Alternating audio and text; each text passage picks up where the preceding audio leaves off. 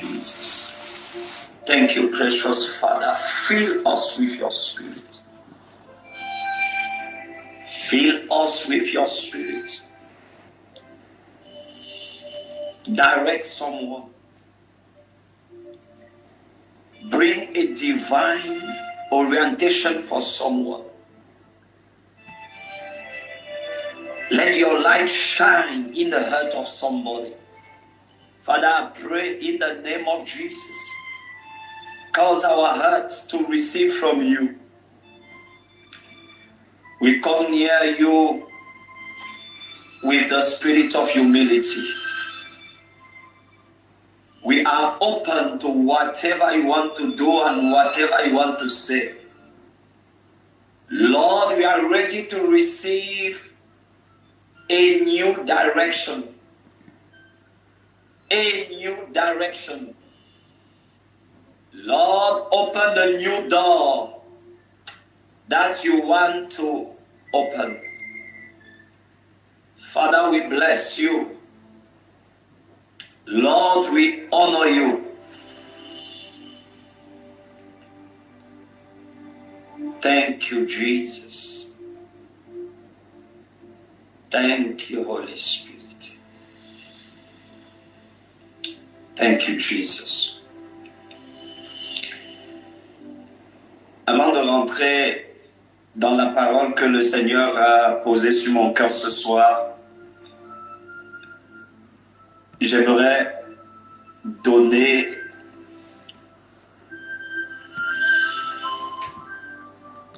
cette inspiration qui vient du Seigneur.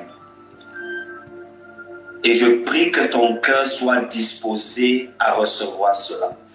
Alléluia. Pendant que nous étions en train de prier, j'ai reçu quelque chose du Seigneur dans mon esprit. Écoute attentivement. Lorsque le Seigneur oint quelqu'un pour toi, Alléluia. Si tu rates ta rencontre avec cette personne, tu peux passer à côté de ta destinée. Je vais reprendre ce que je venais de dire. Je le dis en des termes très simples, mais la profondeur est immense. Lorsque le Seigneur oint quelqu'un pour ta vie, pour ta destinée et pour ton ministère, lorsqu'il choisit de oindre spécialement quelqu'un, ta rencontre avec cette personne, tu es susceptible de passer à la destinée. Le seul moyen pour Saül de devenir roi, il faut absolument qu'il rencontre le prophète Samuel. Si Saül ne trouve pas le prophète Samuel, il va accomplir une autre destinée qui n'est pas sa destinée. Le seul moyen pour David de devenir roi, il faut absolument qu'il rencontre le prophète Samuel. Si David ne rencontre pas le prophète Samuel, il va accomplir une autre destinée qui n'est pas la meilleure destinée que l'Éternel a prévue et a planifiée pour lui. Rencontrer la personne que Dieu a ointe pour ta vie, pour ta destinée, elle est capitale. Alléluia, alléluia. Le niveau de discernement le plus élevé. Amen. Jusqu'à l'heure où nous sommes en train de parler, nous avons des gens à Jérusalem qui sont en train d'attendre le Messie.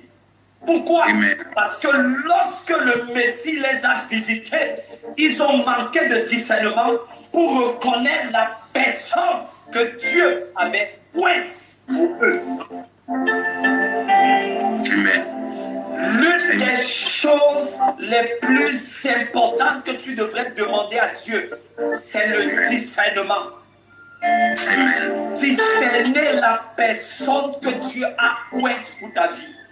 Amen. C'est la personne particulière que Dieu a mandatée pour ta destinée. Avant d'entrer dans le message, pendant que nous prions, j'ai reçu quelque chose dans mon esprit. Le Seigneur me demande de vous dire qu'en réalité, vous êtes en train de souffrir pour rien. Oh. Il y a des batailles que vous êtes en train de mener qui sont des batailles qui en fait sont inutiles. Il y a des batailles que vous êtes en train de mener qui en réalité ne font même pas partie de votre vraie destinée. Parce que lorsque tu sous-estimes, tu méprises, tu rabaisses ou tu ignores la personne que Dieu a ouverte pour ta destinée, tu peux jeûner, tu peux prier et attendre que d'autres saisons viennent et que d'autres saisons s'ouvrent. La personne qui prie pour ta vie et pour ta destinée, bien aimé, elle est très importante. Parce que lorsque Dieu te l'envoie, Dieu ne te l'envoie pas seulement comme un ange qui est de passage, mais Dieu t'envoie comme si c'était lui-même qui venait se présenter à toi.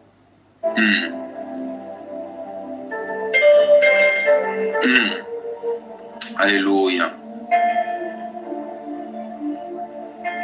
Alléluia. Dans le livre de Jean, le chapitre 10, le verset 7 et le verset 9. Suivez attentivement ce que je vais partager. Au verset 7, Jésus dit, « Je suis la porte des brebis. Je suis la porte des brebis. » Le verset 9, il répète la même chose. Il dit, « Je suis la porte des brebis. » Je suis la porte de leur destinée. Alléluia. La porte de leur destination.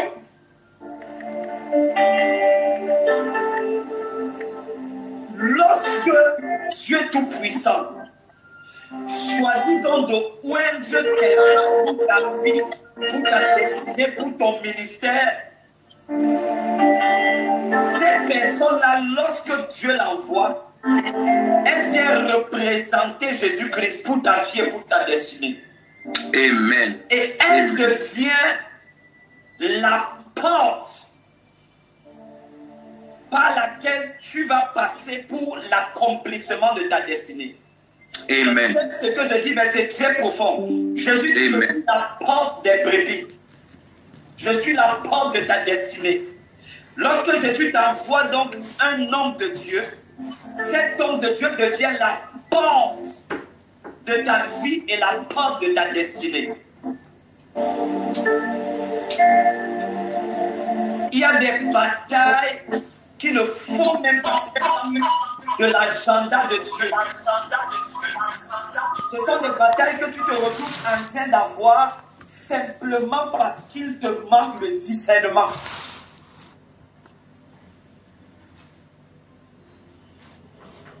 Lorsque Dieu oint quelqu'un pour toi, pour ta vie et pour ta destinée, cette personne-là est un facilitateur de ta destinée. Lorsque tu te retrouves en train de reconnaître et de discerner la personne que Dieu a ointe, les choses deviennent moins compliquées. Les fardeaux deviennent moins lourds.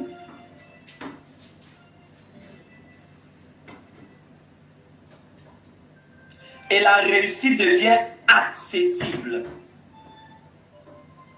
Et la réussite devient accessible. Et le Seigneur a déposé spécialement dans mon cœur. Vous savez, quand Dieu a oint quelqu'un pour toi, pour ta vie et pour ta destinée, il y a certaines prières à Dieu qui sont inutiles. Dans le livre de Daniel, l'ange va venir dire à Daniel, à l'instant où tu as commencé à prier, Dieu t'avait déjà envoyé la réponse. Et cette réponse que Dieu avait envoyée au prophète Daniel venait avec un ange. Ça signifie que le prophète Daniel pouvait continuer de prier pendant des mois. Dieu n'allait pas envoyer un nouvel ange jusqu'à ce que le prophète Daniel rencontre l'ange initial que Dieu a envoyé.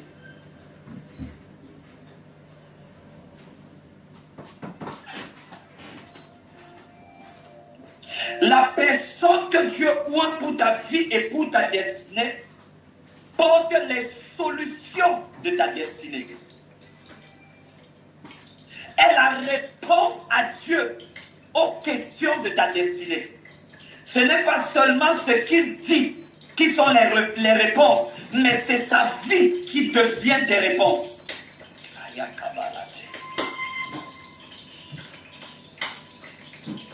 Dans le livre d'Osée, vous allez découvrir que en ce temps-là, l'un des moyens ou l'une des manières par lesquelles Dieu parlait au peuple d'Israël, c'était au travers de la vie du prophète Osée. Le prophète ne porte pas seulement un message, mais le prophète est le message de Dieu qui vous a été envoyé. Sa vie et son quotidien est le message que Dieu vous a envoyé. C'est pourquoi il y a des saisons où observer un prophète qui a été oint pour Dieu pour votre vie équivaut également à écouter ce qu'il dit. Ça veut dire que n'écoute pas seulement la prédication, mais regarde également la vie.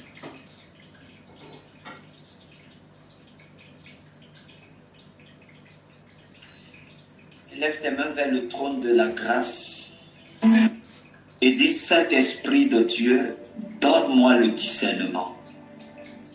Donne-moi le discernement. Pour cette saison, donne-moi le discernement. Seigneur, donne-moi le discernement. Seigneur, donne-moi le discernement.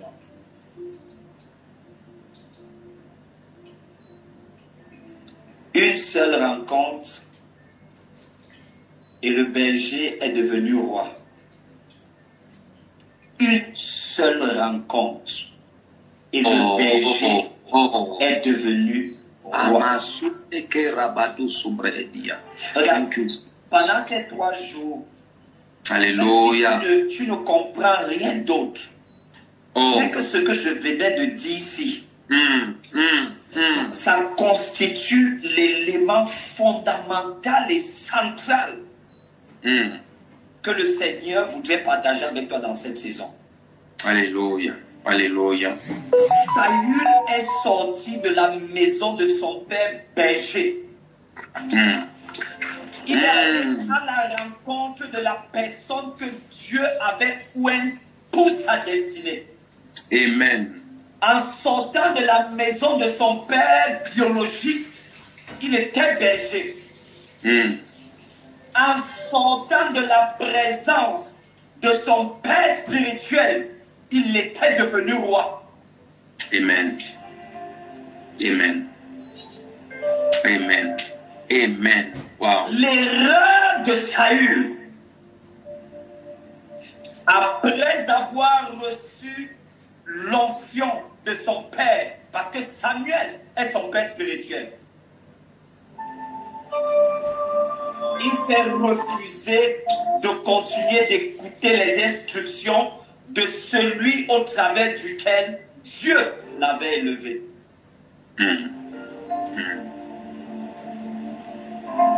La seule raison pour laquelle David peut devenir roi, c'est parce que Dieu a choisi d'envoyer un homme qui s'appelle Samuel, avec une onction spécifique et particulière pour l'établir dans son appel, dans sa royauté, dans sa vie. Alléluia. Alléluia. Alléluia.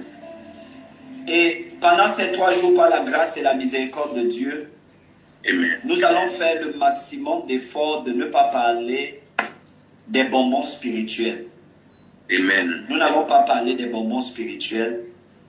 Nous allons parler des choses qui sont liées à ta vie et à ta destinée.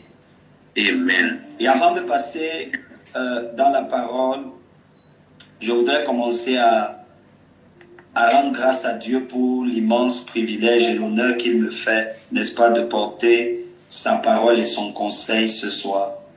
Amen. Et je voudrais également dire infiniment merci à Papa Azaël. Ce n'est pas mon ami, c'est mon frère. Ce n'est pas mon ami, c'est mon frère. Et vous savez, il y a des choses que on peut se retrouver en train de dire parce qu'on est devant les gens ou parce qu'on est sur un pupitre ou sur une estrade. Mais il y a certaines choses qui ne peuvent être exprimées que par les profondeurs abyssales du cœur et de l'âme. Et s'il y a une chose que je peux te dire, prie pour que Dieu te donne ce type de personne dans ton intimité. Prie pour que Dieu te donne ce type de personne dans ton intimité. Par la grâce de Dieu,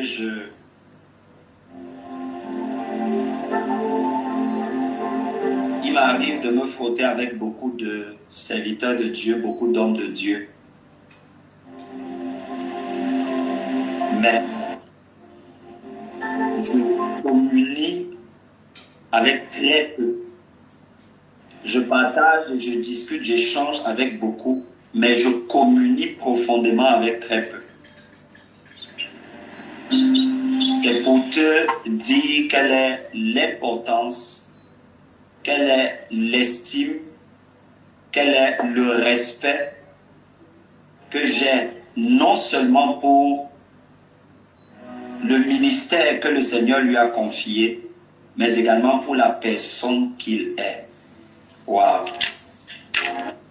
Pour la personne qu'il est. Je n'ai pas rencontré beaucoup de serviteurs de Dieu, d'hommes de Dieu avec la qualité de son cœur. Quand tu côtoies Papa Azaël, tu as, c'est pas une impression, tu ressens que tu es en contact et au contact de l'âme d'un enfant. Et vous savez, l'une des choses qui est difficile dans le ministère, c'est de garder l'âme d'un enfant. L'âme d'un enfant, l'innocence d'un enfant, le caractère paisible d'un enfant. Et papa, je voudrais profiter également pour te dire infiniment merci pour tout ce que tu es, pour ce que tu représentes, non pas seulement pour mon ministère, mais également pour toute ma famille. Que le Seigneur continue et achève la bonne et la merveilleuse œuvre qu'il a commencée avec toi et à travers toi. Est-ce qu'on peut acclamer le Seigneur? Nous t'aimons beaucoup. Amen. Amen. Gloire à Jésus. Bien-aimés dans le Seigneur, nous allons passer à la parole. Et ce soir, par la grâce et la miséricorde de Dieu, j'ai reçu le mandat de nous entretenir sur la grande thématique qui a été intitulée « Un culte agréable à Dieu ». Un culte agréable à Dieu. Et je souhaite que nous allions ensemble dans le livre de Hébreux, Hébreux chapitre 12, le verset 28. Hébreux chapitre 12, verset 28. Merci Saint-Esprit. Alléluia. Hébreux chapitre 12, le verset 28. Gloire à Jésus. J'aurais besoin que quelqu'un lise pour moi, s'il vous plaît. En parfait, s'il te plaît.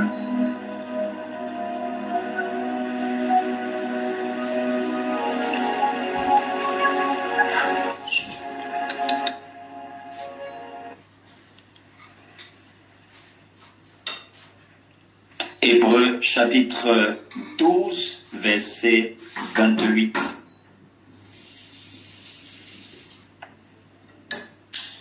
Hébreux chapitre 12, verset 28. Oui. La Bible dit, c'est pourquoi recevant un royaume inébranlable,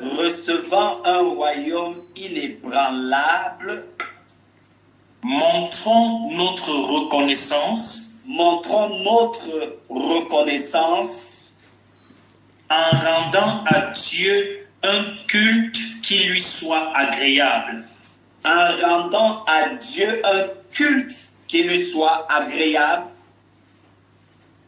Avec pitié et avec crainte.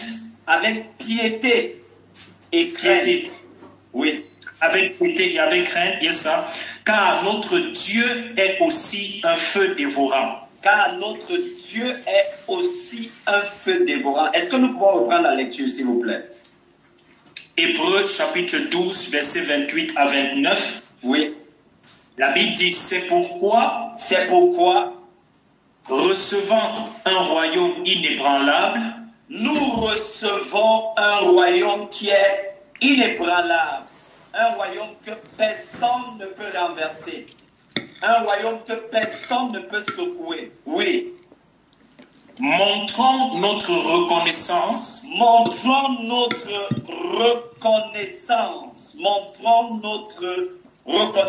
Nous avons reçu un royaume qui est inébranlable.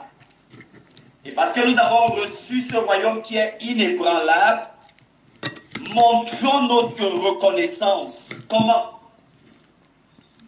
En rendant à Dieu un culte qui lui soit agréable. En rendant à Dieu un culte qui lui soit agréable. Si la Bible parle d'un culte qui lui soit agréable, cela signifie et sous-entend qu'il est possible de rendre à Dieu un culte qu'il n'agrée pas, un culte qu'il n'accepte pas, un culte qu'il ne valide pas.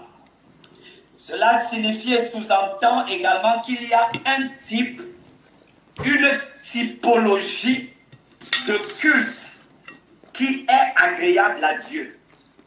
Et il y a d'autres typologies de culte, de façon de faire, qui sont susceptibles de ne pas être agréables à Dieu. Et la question qu'on pourrait déjà se poser, c'est quel est donc le type de culte que Dieu accepte? Quel est le type de culte que Dieu valide? Quel est le type de culte qui plaît à Dieu?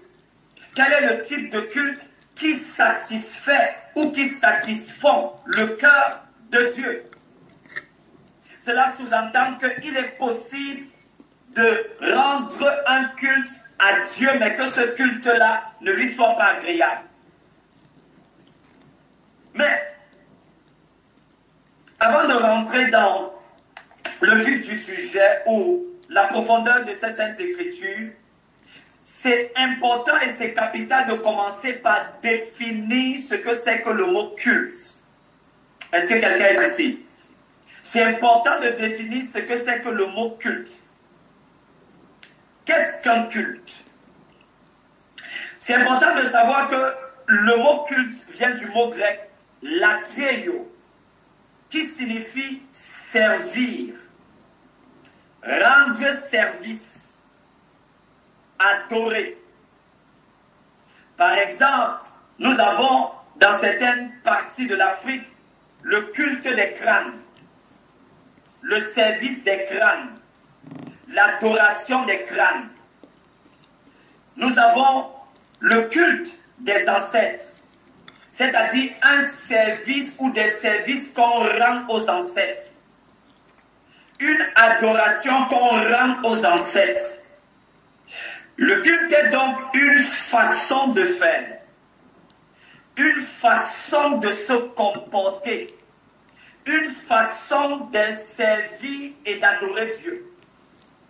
Cela signifie que lorsqu'on vient dans le royaume de Dieu, lorsqu'on vient dans la maison de Dieu, Amen. on vient dans un système.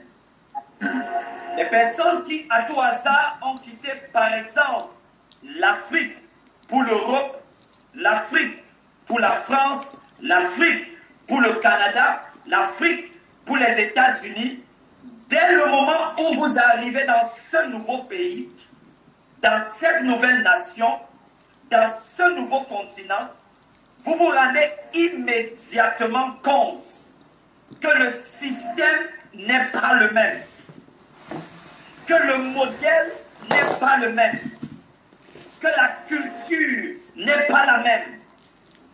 Il y a une façon de faire.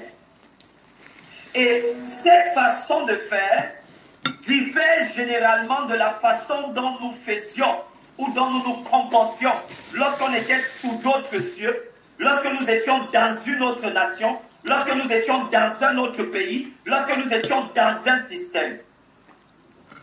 La nouvelle naissance nous permet donc d'entrer dans un nouveau système. Et qui dit nouveau système dit nouvelle culture. Et lorsque nous parlons de culture, d'une nouvelle culture, nous savons que le culte se trouve dans la culture. Le culte fait partie d'une culture. Et qu'est-ce que le culte? Nous le rappelons, c'est une façon de faire, une façon de se comporter, une façon d'agir, une façon de servir et surtout une façon d'adorer Dieu. Amen. Nous n'adorons pas seulement Dieu comme nous voulons l'adorer. Nous ne servons pas Dieu comme nous voulons le servir. Mais nous avons la responsabilité et le devoir de l'adorer comme il l'attend. De le servir comme il l'attend. Parce que si nous ne l'adorons pas comme il l'attend, si nous ne le servons pas comme il attend, nous n'allons pas recevoir ce qui correspond au type de service qu'il a planifié. Je ne pas avancer un peu. Amen. Amen. Donc, le culte est une façon de faire, une façon de se comporter, une façon de servir et d'adorer. Premier point ou première définition. Et alors, il y a une deuxième question qui vient. Cette deuxième question est celle de savoir qu'est-ce qu'un culte agréable. Nous avons défini ce que c'est qu'un culte. Mais maintenant, nous voulons définir ce que c'est qu'un culte agréable. Un culte agréable est donc un culte qui plaît à Dieu. Un culte agréable est un service qui est agréable à Dieu. Un culte agréable est une façon de servir, une façon d'adorer, une façon de vivre qui plaise à Dieu et qui satisfait le cœur de Dieu. Et si nous établissons le lien entre le culte et l'adoration, on ne peut pas dissocier le culte de l'adoration. Le culte signifie l'adoration et l'adoration est un culte. Donc, oh, Shabbalataya. Si nous allons dans Jean le chapitre 4, la Bible dit qu'il y a une chose, ou alors il y a des personnes spécifiques que Dieu recherche. La Bible dit que Dieu recherche des adorateurs. Dieu recherche des serviteurs. Dieu recherche donc des serviteurs, des adorateurs ou alors des personnes qui peuvent lui offrir un culte auquel il prend plaisir. Alléluia. Allons ensemble dans le livre de Romains chapitre 12. Nous allons mieux définir ce que c'est qu'un culte agréable. Romains chapitre 12. Nous allons lire le verset 1 et le verset 2. Romains chapitre 12, verset 1 et verset 2. Oui. Romains chapitre 12, verset 1. La Bible dit, je vous exhorte donc. Je vous exhorte donc, mes frères, par les compassions de Dieu, à offrir vos corps comme un sacrifice vivant. À offrir vos corps. S'il te plaît, si tu as ta Bible, souligne chacune de ces expressions. Il dit, je vous exhorte donc, frères, par des compassions de Dieu, à offrir vos corps. C'est bizarre.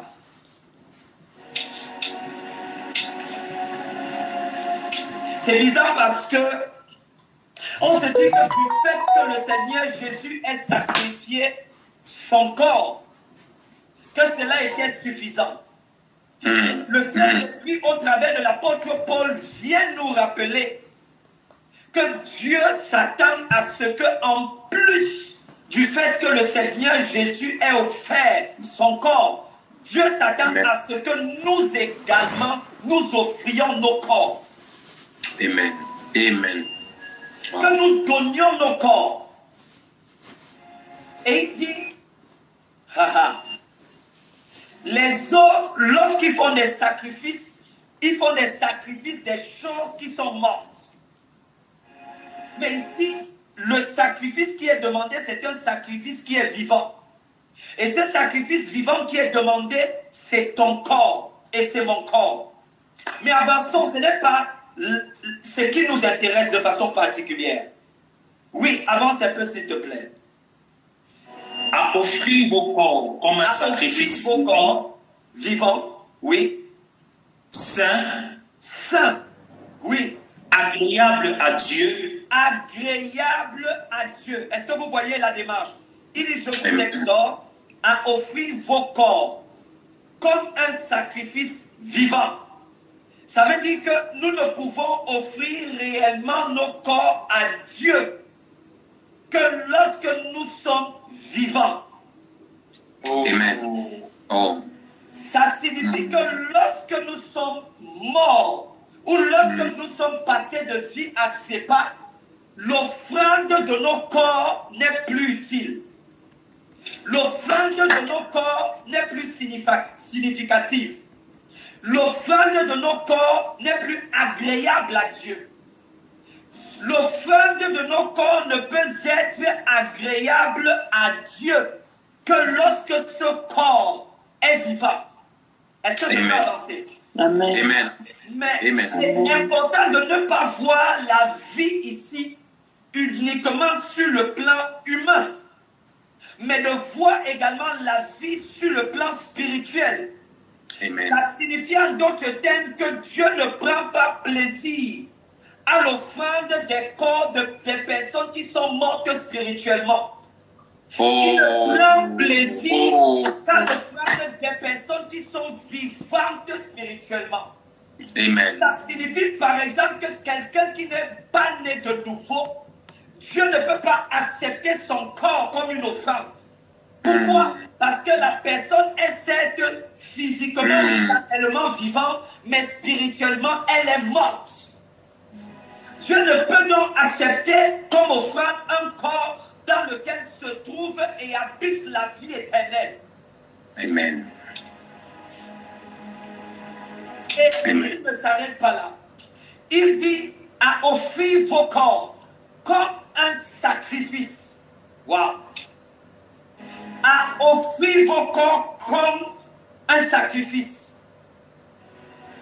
Tout ce qui est sacrifice coûte cher. Tout ce qui est sacrifice a un prix. Tout ce qui est sacrifice n'est pas léger. Ça signifie qu'il est en train de dire que l'offrande de nos corps doit nous coûter quelque chose. Amen. Donc si l'offrande de ton corps, si tu ne le ressens pas comme un sacrifice, c'est le signe que ce corps ou cette offrande n'est pas agréé par Dieu. Parce qu'il ne dit pas seulement que ceci doit lui être offert comme un don, mais comme un sacrifice, c'est-à-dire ça doit te coûter quelque chose. Ça doit te coûter un prix. L'offrande de ton corps à Dieu, ça doit te coûter ton temps. Ça doit te coûter ton énergie. Ça doit te coûter tes capacités. Ça doit te coûter certaines relations. Ça doit te coûter certaines personnes que tu mets de côté.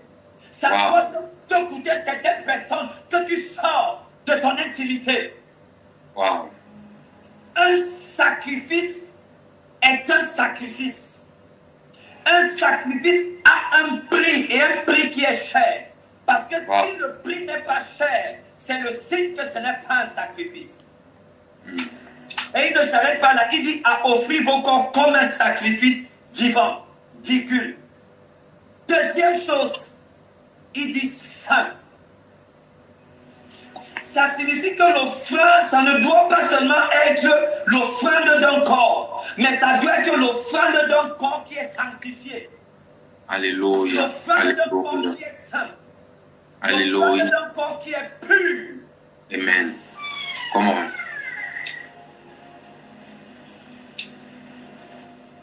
Wow. Dieu désire ce qui est saint. Dieu désire ce qui est pur. Akabala Tevina Kabbalah. Est-ce qu'on peut avancer un peu? Amen. Et c'est Amen. important que tu saches que dans les textes grecs et les textes originaux, le mot grec qui traduit saint ou qui traduit sainteté, c'est le même mot grec qui traduit excellence. Wow. Yes. Donc Yes, sir. lorsque la Yes. Bible dit que Dieu te demande de lui offrir un corps qui est saint, cela signifie que Dieu te demande de lui offrir un corps qui est excellent. Excellent. Un corps qui est excellent, un corps qui est parfait, un corps Amen. qui est sanctifié, un corps Amen. qui est pur, un corps qui n'est pas corrompu. Thank you, Jesus. Et c'est lorsque les deux conditions préalables ont été satisfaites, c'est à ce moment-là que ton sacrifice, le sacrifice de ton corps devient agréable à Dieu. Est-ce que je peux avoir un amen? Amen. Amen. Amen. Mais est-ce que nous pouvons continuer parce que ce que le Saint-Esprit voudrait nous montrer va au-delà de ce que nous venions juste d'expliquer et d'étayer. Comment? Est-ce qu'on peut Comment? continuer la lecture? Comment? Yes. La Bible continue en disant, ceci sera de votre part un culte raisonnable. Wow! Ceci sera de votre part un culte raisonnable. Jesus. Mais je voudrais que tu puisses faire la différence. Il dit que ça, c'est un culte raisonnable. Parce que moi, je fais la différence entre un culte agréable et un culte raisonnable. Comment? Et le niveau dont nous venons juste de parler, Dieu dit que ceci est un culte raisonnable. C'est-à-dire que c'est encore au niveau de la raison. C'est un sacrifice qui est au niveau de la raison. Mais s'il dit que c'est un sacrifice qui est au niveau de la raison, cela sous-entend qu'il attend un meilleur culte, une meilleure offrande, un meilleur sacrifice que celui-ci. Amen. Ça signifie que le culte qui lui est agréable va au-delà de ce qui est raisonnable. Et il dit en continuant, ce qui sera de votre part un culte raisonnable, un service raisonnable, une adoration raisonnable. Savez-vous qu'il y a des personnes qui sont à l'église, qui sont dans la chorale, qui sont dans un service ou dans un département à l'église, mais le ciel ne connaît pas leur service.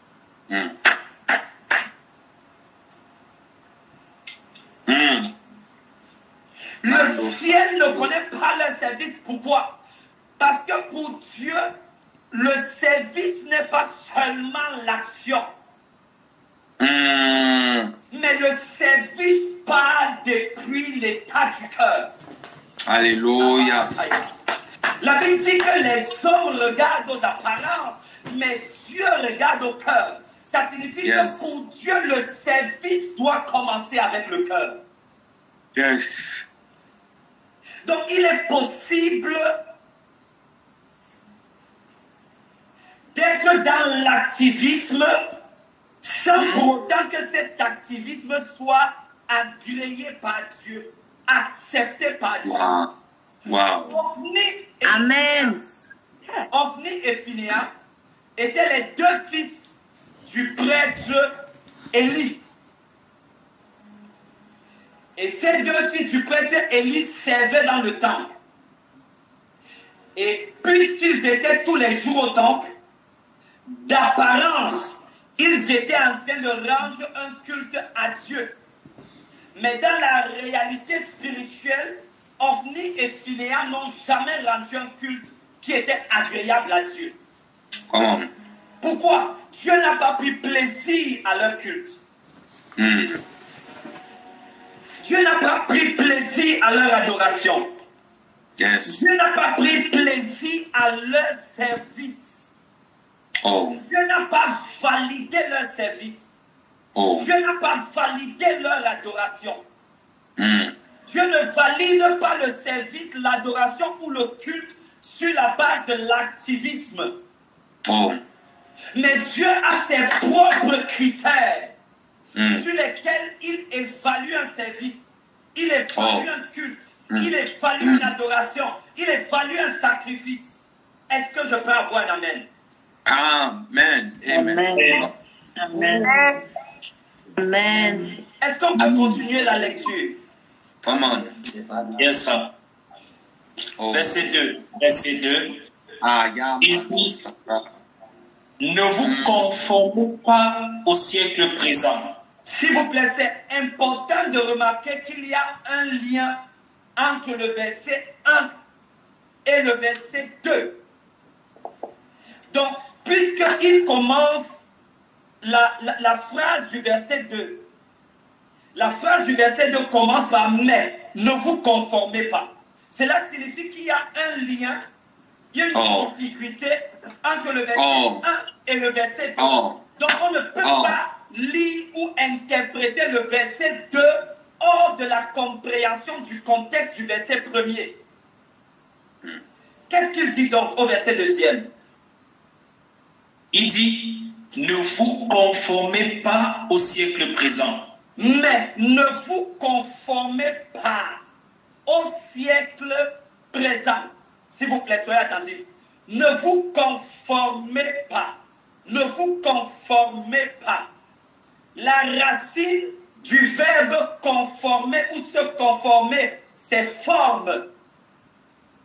Ça signifie que le siècle présent est susceptible de donner aux hommes une forme.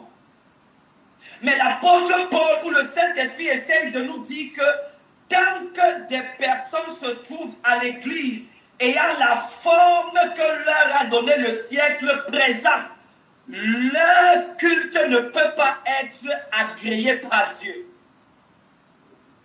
Pour qu'un culte soit agréé par Dieu, il faudrait que celui qui lui offre ce culte perde la forme du siècle présent. Oh mon Dieu, je prêche pour qui? Il n'est pas possible d'avoir la forme du siècle présent et d'offrir un culte, une adoration, un service à Dieu qui lui soit agréable. Pour que ce service soit agréable à Dieu, il faudrait au préalable perdre la forme du siècle présent. Se détacher de la forme du siècle présent. Qu'est-ce que ça signifie? Ça signifie que le siècle présent a tendance à vouloir donner aux hommes une forme.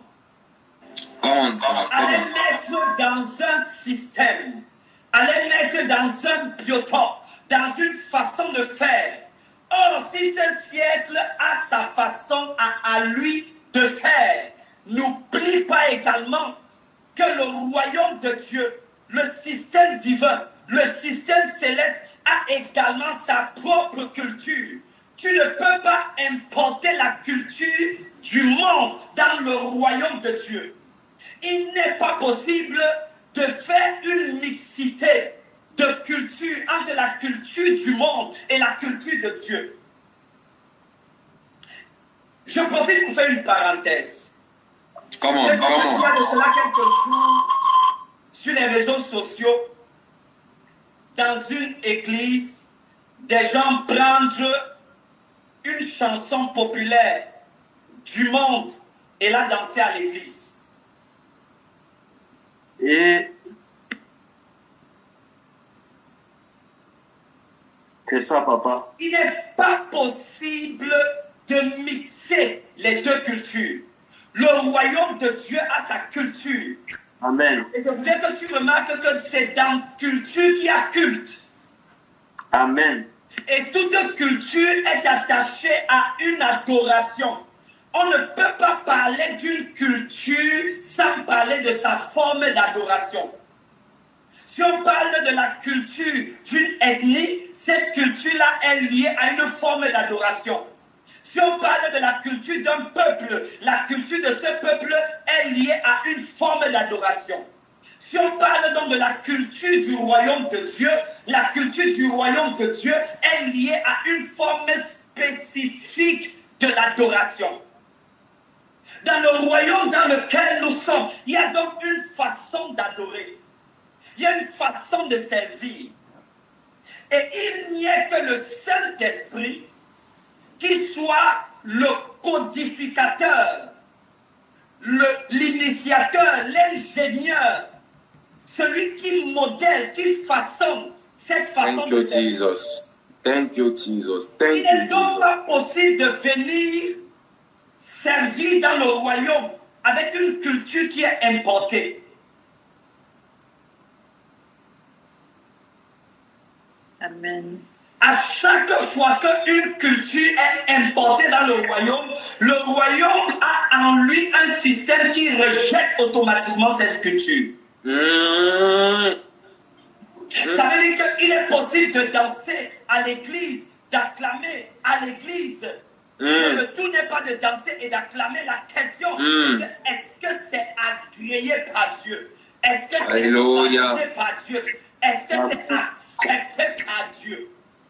Avez-vous remarqué que Saül a fait un sacrifice, mais Dieu n'a pas accepté le sacrifice. Pourtant, au moment où il faisait ce sacrifice, il le faisait pour Dieu et au nom de Dieu. Mais le sacrifice n'a pas été accepté. Thank you, Jesus. Parce que pour qu'un sacrifice soit accepté par Dieu, Dieu regarde à la qualité du cœur de la personne qui le fait. Alléluia. Est-ce que nous pouvons avancer? Alléluia. Come on. Yes. Il dit, ne vous conformez pas au siècle présent, mais soyez transformés. Oui. Par le renouvellement de l'intelligence. S'il vous plaît. Il dit, ne vous conformez pas au siècle présent, mais qu'est-ce que vous devez faire? Vous devez faire le contraire. C'est quoi le contraire? Soyez Soyez avec moi, mes frères. Soyez avec moi. On va entrer dans les choses. Soyez avec moi. Il dit, mais soyez transformés. Dans le verbe transformer, tu as le radical ou la racine forme. Et transformer signifie transfert de forme. Ça veut dire que transfert de forme. Ça signifie qu'il ne t'est pas demandé de fabriquer ta propre forme. Il y a déjà une forme qui existe au ciel. Il y a déjà un modèle qui existe au ciel. Et ce que Dieu a envie de faire, il a envie de te transférer cette forme. Il a envie de te transférer ce modèle. Il a envie de te transférer ce caractère. Il a envie de te transférer cette pensée. Il a envie de te transférer cette façon de faire. Il a envie de te transférer cette façon d'adorer. Il a envie de te transférer cette façon de servir. Amen. Il est soyez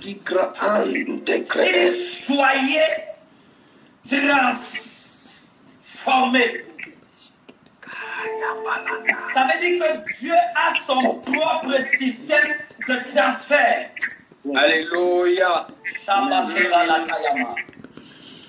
Pour qu'il y ait transfert, il faut bien qu'il y ait compatibilité. Il ne peut pas faire s'il n'y a pas de compatibilité. Come on, sir. Come on. Donc la qualité du transfert est déterminée par le niveau de compatibilité. Il est donc possible de recevoir un demi-transfert. Et lorsque tu as reçu un demi-transfert, tu ne peux pas avoir la totalité, tu ne peux pas jouir de la totalité des bénéfices de ce transfert. Parce que tu as reçu la moitié du transfert. Comme une vidéo qui a été téléchargée à moitié. Et si cette vidéo a été téléchargée à moitié, il n'y a que la partie qui a été téléchargée qui va jouer. C'est la raison pour laquelle certaines personnes voient que leur vie chrétienne ne fonctionne pas pleinement. Jusqu'ici, il n'y a qu'une partie qui a été téléchargée. La totalité du transfert n'a pas eu lieu. Oh, la totalité du transfert n'a pas eu lieu. Jusqu'à ce qu'un transfert affiche complet, tu ne peux pas lire toute la vidéo. Tu ne peux lire toute la vidéo que lorsque le transfert a été complété. Il a été achevé. À quel niveau as-tu reçu le transfert divin? À quel niveau es-tu conforme à l'image de Christ? À quel niveau as-tu reçu le téléchargement de la forme de Dieu? Certaines personnes ont reçu le téléchargement à 1%. D'autres ont reçu le téléchargement à 2%. D'autres ont reçu le téléchargement à 3%. Ils se plaignent. Ils pensent que le problème c'est Dieu. Ils pensent que le problème c'est le pasteur. Ils pensent que le problème c'est les autres. Mais le problème n'est pas Dieu. Le problème n'est pas le pasteur. Le problème n'est pas Dieu. Le problème est ton niveau de téléchargement. Allô, Sabradia Kandia la Seba. Oh, la rapidité de ton téléchargement dépend de ta connexion. Alléluia. Oh, come on. Si ta connexion n'est pas fluide, le téléchargement sera là. Oh, toute connexion dépend d'un modem. Et lorsque Dieu t'envoie un prophète, le prophète est comme le modem de Dieu dans ta destinée. Oh, s'il y a un modem dans ta maison, tu as la responsabilité de connecter ton téléphone ou de connecter Alléluia. Come on. Et le téléchargement sera fonction de la fluidité, de la connexion qu'il y a entre le modem et l'appareil, entre le modem et le téléphone, entre le modem et ta destinée. Thank you, Jesus. Continue le téléchargement. Alléluia. Continue le téléchargement. Alléluia, Marabradea. Si tu as l'impression que le téléchargement est là, rapproche-toi du modem Kabbalah. Rapproche-toi du modem. Oh, ça va là. Rapproche-toi du modem. Thank you, Jesus. My God. My God.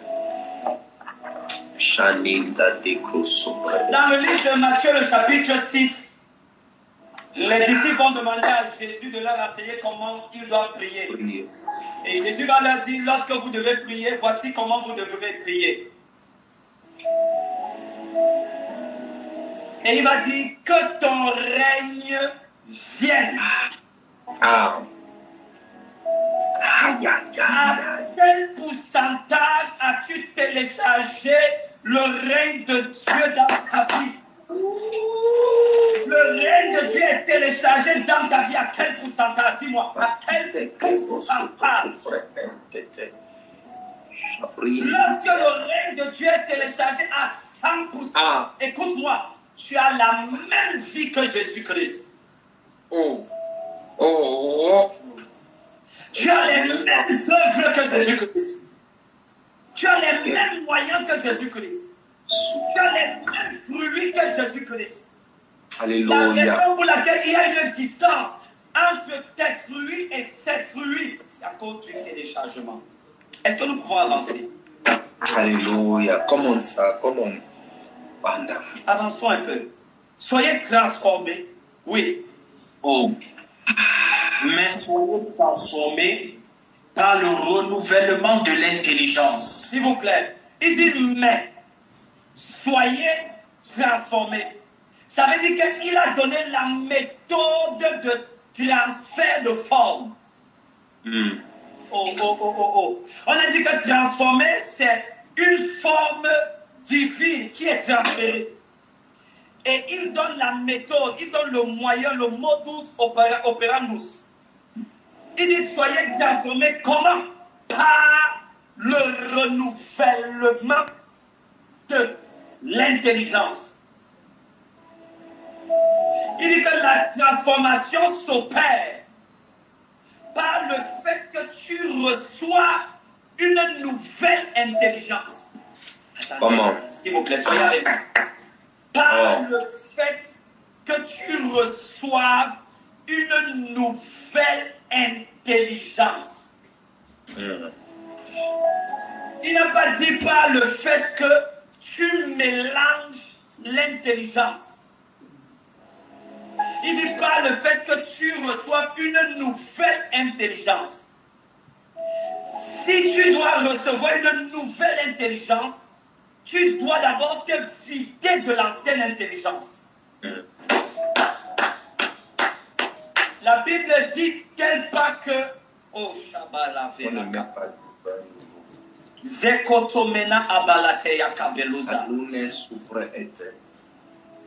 Zenokovile kebaratos kobrade liamande. Radike supra adia. Si tu dois recevoir une nouvelle intelligence, tu dois d'abord te débarrasser de l'ancienne intelligence.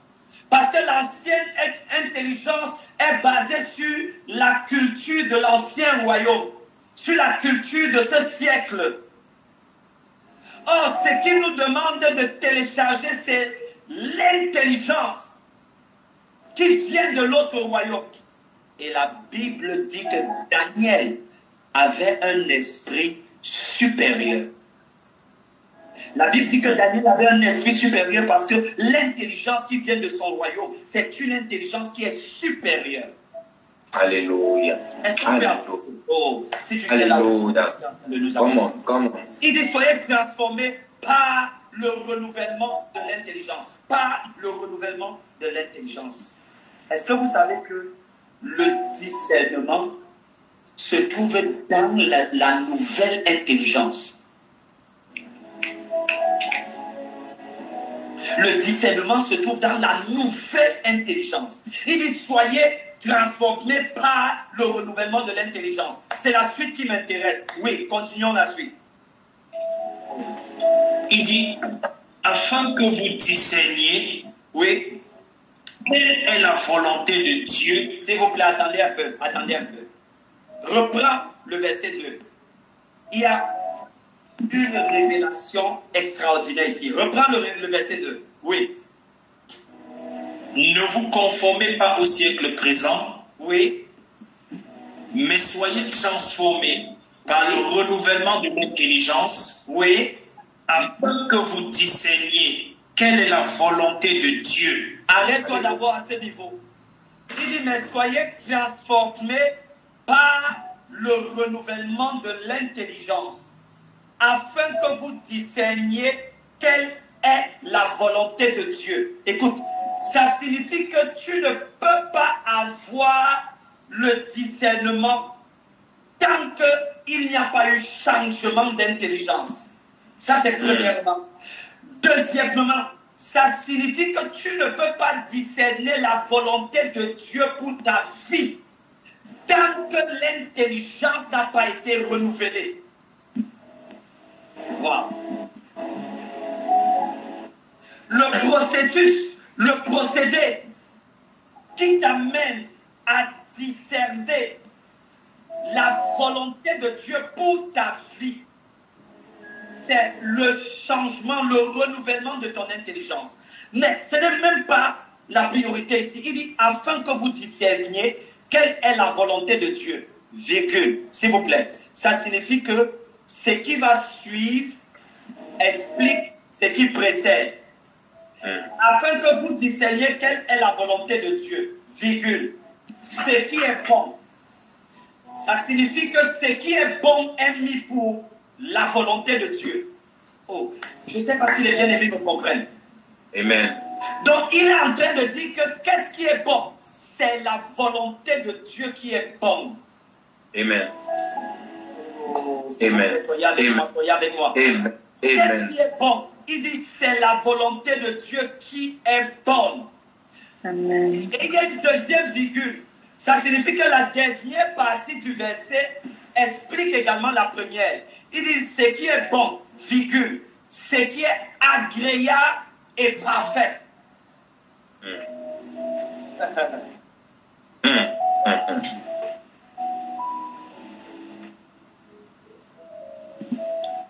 God. Ce que le Saint-Esprit est en train d'enseigner ici, c'est que le renouvellement de l'intelligence nous donne accès au discernement de la volonté de Dieu. Et il souligne que la volonté de Dieu est ce qui est bon. La volonté de Dieu est ce qui est agréable et parfait. Je veux que tu soulignes agréable et parfait.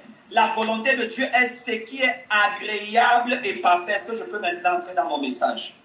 Amen.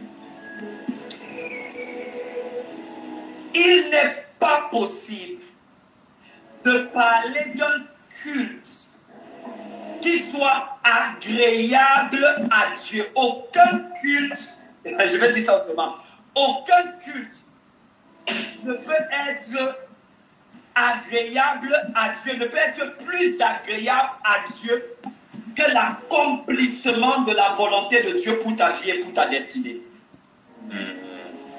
Amen. Je veux reprendre.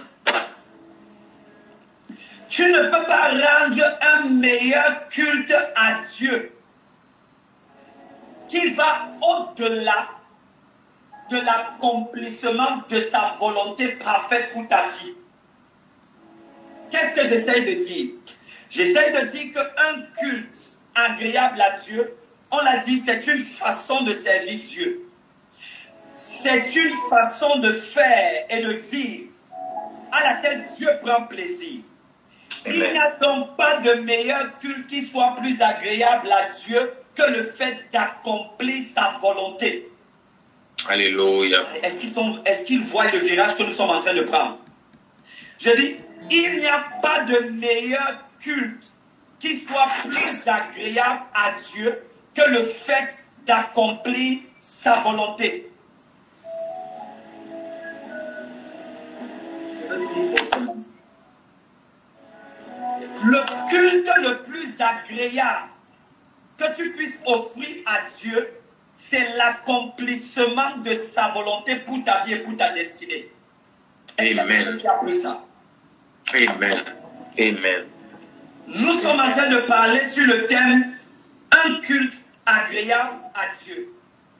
Et le Saint-Esprit est en train de nous enseigner que le culte le plus agréable que tu puisses offrir à Dieu est l'accomplissement de sa volonté parfaite pour ta vie.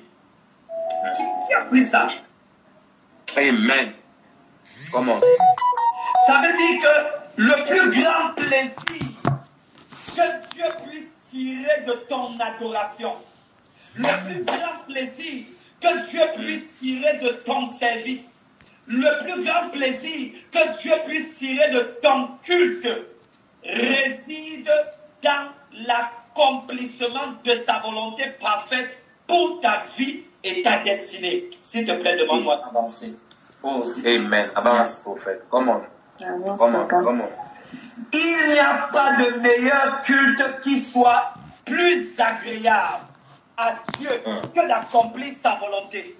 C'est d'ailleurs la raison pour laquelle dans Jean chapitre 6, le verset 36 à 38, Jésus a dit, je suis venu sur la terre, non pas pour accomplir ma volonté, mais pour accomplir la volonté de celui qui m'a envoyé.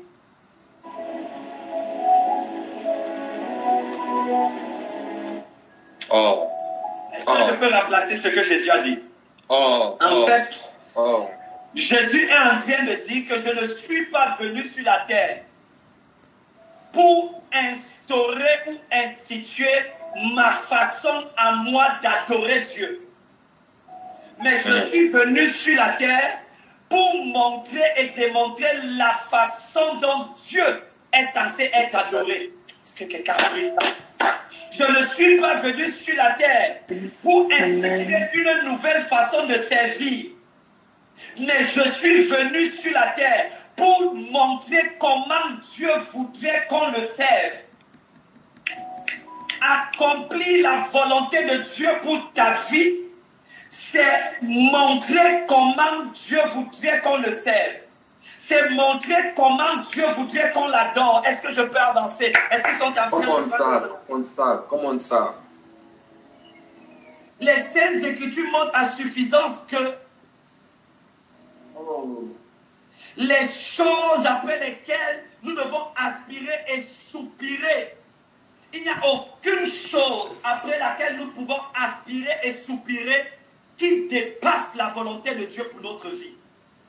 Aucun de tes plans, aucune de tes ambitions, aucun de tes projets n'est supérieur à la volonté de Dieu pour ta vie et pour ta destinée. Oh, si tu sais là où le Saint-Esprit est en train de nous amener. La volonté de Dieu est ton meilleur succès. Je reprends. La volonté de Dieu pour ta vie est ton meilleur succès. La volonté de Dieu pour ta vie est ta meilleure façon d'adorer. La volonté de Dieu pour ta vie est ta meilleure façon de le servir. La volonté de Dieu pour ta vie est ta meilleure façon de lui rendre un culte qui lui est agréable. Wonderful. Est-ce que tu sais que si tu essayes d'accomplir la volonté de Dieu, tu essaies d'imiter, la volonté de Dieu pour une autre personne, est-ce que tu sais que Dieu ne prend pas plaisir à ce culte-là? Le culte auquel Dieu prend plaisir, c'est le culte que tu lui offres au travers de l'accomplissement de sa volonté parfaite pour ta vie et pour ta destinée. Tu ne peux pas copier la volonté de Dieu pour une autre personne. Tu ne peux pas copier la volonté que Dieu a attachée à la vie d'une autre personne. Il y a une volonté spécifique que Dieu a pour ta vie. Mon Seigneur, est-ce qu'il peut prendre ça? On prend. Donc ton adoration est liée à la volonté parfaite de Dieu pour ta vie. Ton service est lié à la volonté parfaite de Dieu pour ta vie. Beaucoup de personnes ne servent pas comme il faut parce que plusieurs personnes n'ont pas discerné la volonté parfaite de Dieu pour leur vie. Plusieurs personnes n'adorent pas Dieu comme il faut parce que plusieurs personnes n'ont pas discerné la volonté de Dieu pour leur vie. Plusieurs personnes se retrouvent en train de chercher la réussite en dehors de la volonté de Dieu, ne sachant pas que la meilleure réussite de leur destinée se trouve dans la volonté de Dieu. Il n'y a aucune réussite dans le monde qui soit supérieure à la volonté parfaite de Dieu pour toi et pour ta vie. Oh, est-ce que je peux avancer? Comment ça? Comment? Ton bonheur se trouve dans la volonté parfaite de Dieu. Alléluia. Il n'y a pas de meilleure façon de démontrer sa foi que d'accomplir la volonté parfaite de Dieu. Regarde, nous parlons d'un culte qui est agréable à Dieu. La Bible dit dans Hébreux chapitre 11, verset 6, que or sans la foi, il est impossible d'être agréable à Dieu. Donc, si nous parlons d'un culte qui est agréable à Dieu, nous parlons d'un culte qui est basé sur la foi. Nous parlons d'un culte qui est basé sur la foi. Or, si nous devons parler d'un culte qui est basé sur la foi, il n'y a pas de meilleure façon de démontrer ta foi sur la terre qui soit supérieure à l'accomplissement de la volonté parfaite de Dieu. En fait, la meilleure façon dont tu peux démontrer que tu as la foi, c'est en acceptant d'embrasser et d'accomplir la volonté parfaite de Dieu pour ta vie. Amen. Est-ce que je peux continuer? Amen. Comment ça? Amen. Note ceci.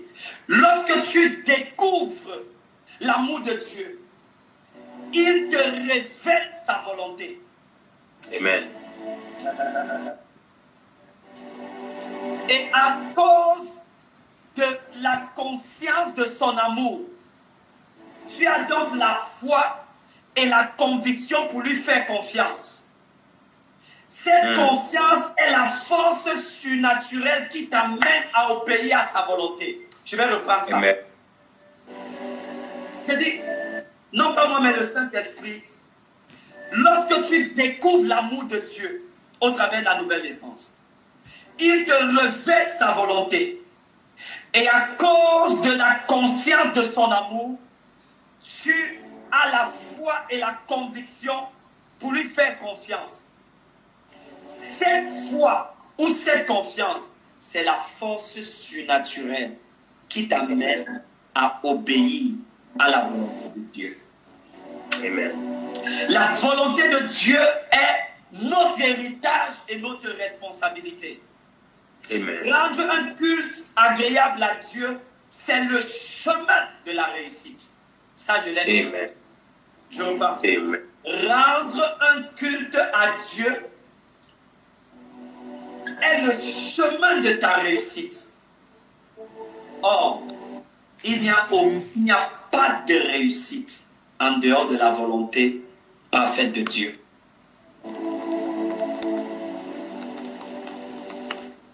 Il n'y a pas de réussite en dehors de la volonté parfaite de Dieu.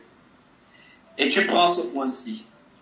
Rendre un culte agréable à Dieu, c'est vivre une vie d'excellence, de joie, de paix et de bonheur sur la terre. Dieu se plaît lorsque nous sommes excellents.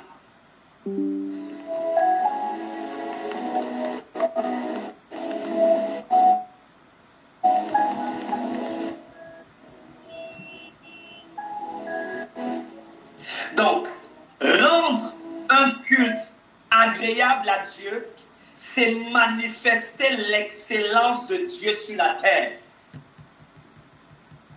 La meilleure façon de rendre un culte qui soit agréable à Dieu, c'est en manifestant l'excellence sur la terre. Or, comment vas-tu manifester l'excellence sur la terre? Manifester l'excellence sur la terre, c'est réussir. Amen. Amen. Est-ce qu'on peut introduire ce que nous allons voir demain et après-demain? Amen. Amen. Je veux que tu prennes la conclusion de cette première partie. Rendre un culte agréable à Dieu, c'est manifester l'excellence sur la terre. Amen. Or, manifester l'excellence sur la terre, c'est réussir. Qui ne veut pas réussir? Qui ne veut pas réussir? La réussite est la meilleure façon. C'est le meilleur moyen par lequel tu rends un culte agréable à Dieu. Les échecs ne sont pas un culte qui sont agréables à Dieu. La médiocrité n'est pas un culte qui est agréable à Dieu. Dieu ne se réjouit pas, il ne se plaît pas lorsque nous sommes médiocres. Mais Dieu se plaît lorsque nous sommes excellents. Or, l'excellence est attachée à l'accomplissement de sa volonté. L'excellence, c'est la meilleure façon de réussir.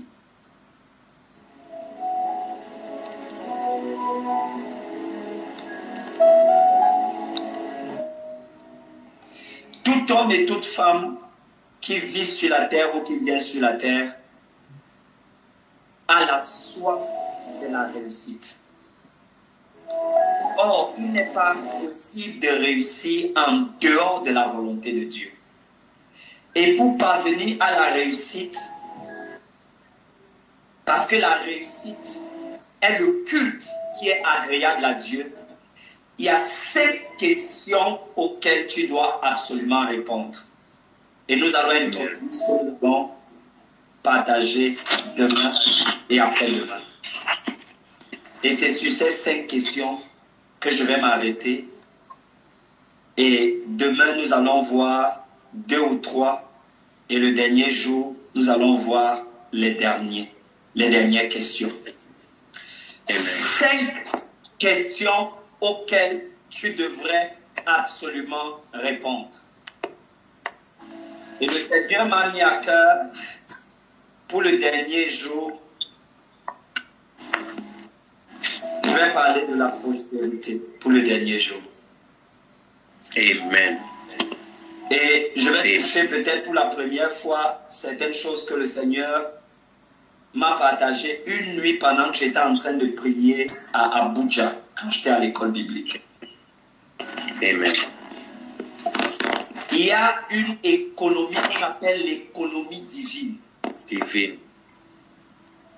Il y a un système économique divin. Amen. Mais avant de toucher ces choses-là, 5 questions auxquelles tu devrais absolument répondre pour réussir, pour marcher dans l'excellence, pour que ton culte soit agréable à Dieu. Première question à laquelle tu devrais répondre. Qui es-tu? La question de ton identité. Et tu vas me dire, mais est-ce qu'il y a un lien? Oui, il y a un lien. Il y a un lien entre ton identité et ta façon de servir Dieu. Oh. Tu ne peux pas servir Dieu au-delà de la révélation que tu as de ton identité en Christ. Si tu n'as pas un discernement clair, une révélation claire de ton discernement en Christ, cela va se refléter sur la qualité de ton service et la qualité de ton adoration. Donc la première question à laquelle il faudrait répondre, pour qu'il y ait un renouveau, un changement, une transformation dans ton culte, dans ta façon de servir, dans ta façon d'adorer Dieu, il faudrait que tu puisses répondre à la question de ton identité. Qui es-tu?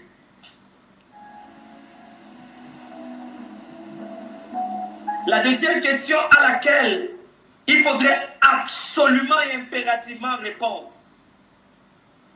D'où viens-tu? Quelle est ta source et quelle est ton origine? Quelle est ta source et quelle est ton origine? La façon dont tu adores Dieu dépend également de la révélation que tu as de ton origine. Je vais prendre un exemple. Je vais prendre un exemple qui est très simple. Les offrandes et les semences que nous donnons à Dieu sont une forme d'adoration. Or, si tu n'as pas la révélation selon laquelle Dieu est ta source, il y a des choses que tu ne pourras jamais donner à Dieu.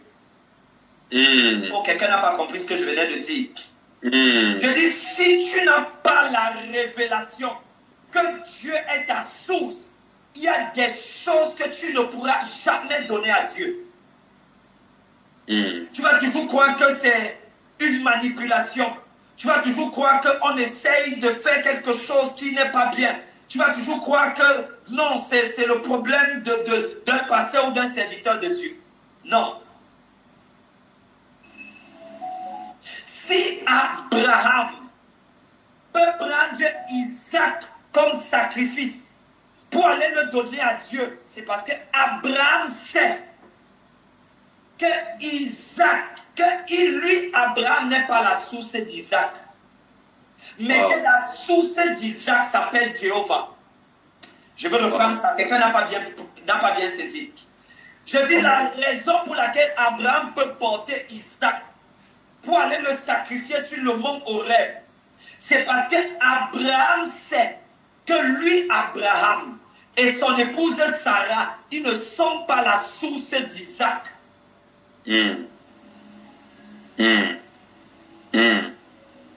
Wow.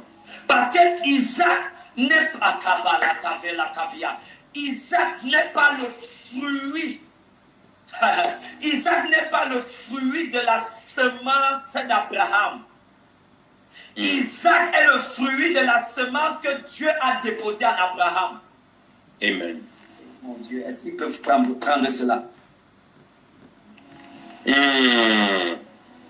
C'est l'une des raisons pour lesquelles discerner ta source, ton origine, c'est capital pour la qualité de ton service, pour la qualité de ton adoration, pour la qualité du culte que toi tu rends à Dieu. Troisième question à laquelle tu devrais répondre. Pourquoi suis-je sur la terre? Pourquoi es-tu sur la terre? Quel est le but? Quelle est ton utilité sur la terre? Pourquoi Dieu t'a-t-il envoyé sur la terre? The purpose of your life. Amen. Lorsque tu ne connais pas le but pour lequel tu es sur la terre, ça va se refléter dans ta façon de servir. Ça va se refléter dans ta façon d'adorer Dieu. Yes. Donc, la façon de servir, d'adorer Dieu, de lui offrir un culte qui est agréable, qui lui est agréable, est également lié, oh my God, à la révélation que nous avons du but de notre existence sur la terre. Quel est le but? Pourquoi est-ce que tu es sur la terre? Pourquoi? Pourquoi?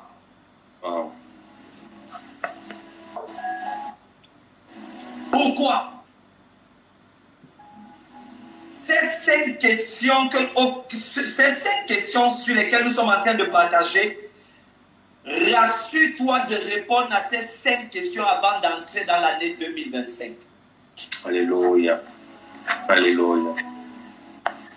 Ces 5 questions, normalement, doivent te pousser dans une retraite spirituelle.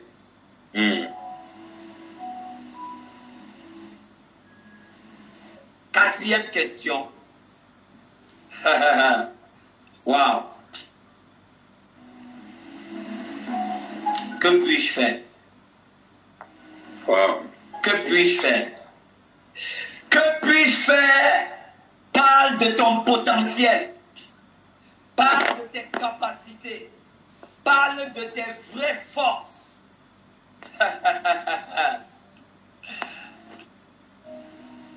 Ton adoration à Dieu, ton service à Dieu est déterminé également par la révélation que tu as de ton potentiel. Tu ne peux pas adorer Dieu au-delà de la connaissance et de la révélation que tu as de ton potentiel, que tu as de tes capacités, que tu as de tes vraies forces. J'espère que tu sais et que tu as remarqué que nous n'avons pas tous les mêmes forces. Nous n'avons pas tous les mêmes capacités. Par conséquent, nous ne pouvons pas tous servir de la même façon. Waouh! Nous servons Dieu en fonction des capacités qu'il nous a données. Tout service que tu donnes à Dieu en dehors des capacités qu'il t'a données ne lui est pas agréable. Attends, quand je dis ça, ça peut te paraître flou. Mais ce sera clair pour toi lorsque nous allons étudier le mot potentiel. tu vas voir que le potentiel est un dépôt de Dieu en toi. Et tu es censé t'appuyer sur ce dépôt de Dieu en toi pour le servir, pour lui offrir une adoration. Wow. Le service que tu dois donc offrir à Dieu va graviter autour du potentiel que Dieu a placé en toi. Je touche rapidement ce point-ci en passant. Dieu ne va pas placer des demandes sur des talents qu'il n'a pas mis en toi. Oh, Dieu ne va pas placer des demandes sur des talents qu'il n'a pas déposés en toi. Les demandes que Dieu va placer sur ta vie sont des demandes qu'il va placer sur les talents et les dons qu'il a déposés en toi. Dieu ne peut pas te demander des choses au-delà de ce qu'il t'a donné.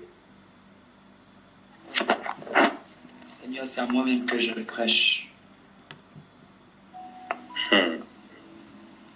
Et enfin, 5e question à laquelle tu dois absolument répondre. 5e question à laquelle tu dois absolument répondre. Où es-tu en train de partir? Quelle est ta destinée? Quelle est ta destination? Parce que des fois, quand on dit quelle est ta destinée, ça peut être un peu flou pour certaines personnes. Quelle est ta destination? Ça signifie que tout ce que tu es en train de faire actuellement sur la terre, c'est pour arriver où? Oh, est-ce qu'ils sont ici? Si tu peux répondre à cette question, ton service et ton adoration vont littéralement changer. Quelle est ta destination? Quelle est ta destinée?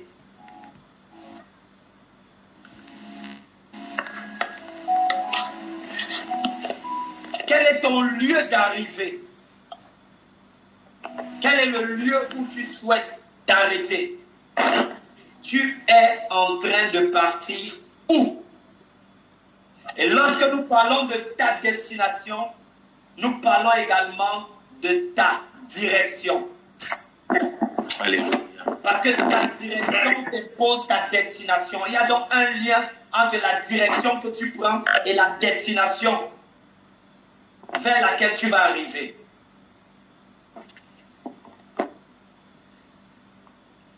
Bien-aimé dans le Seigneur, sans aucune autre forme de procès, je vais m'arrêter là pour ce soir et remettre la parole à son très saint serviteur, le prophète Azaël. Je préfère nous laisser avec cette soif et laisser que le Saint-Esprit ait la liberté de faire ce qu'il veut faire pour les prochains jours. Merci infiniment, Papa Azaël. S'il te plaît, est-ce que tu peux acclamer le Seigneur? Wonderful. Ça, c'est extraordinaire, c'est merveilleux, c'est éblouissant. Je vous avais dit dès le départ que j'étais très convaincu que le Seigneur avait quelque chose d'extraordinaire à nous révéler qui allait certainement catapulter. Est-ce que, s'il vous plaît, est-ce qu'il y a des personnes qui ont été bénies qui peuvent tout simplement désactiver leur micro, acclamer et bénir le Seigneur pour la vie?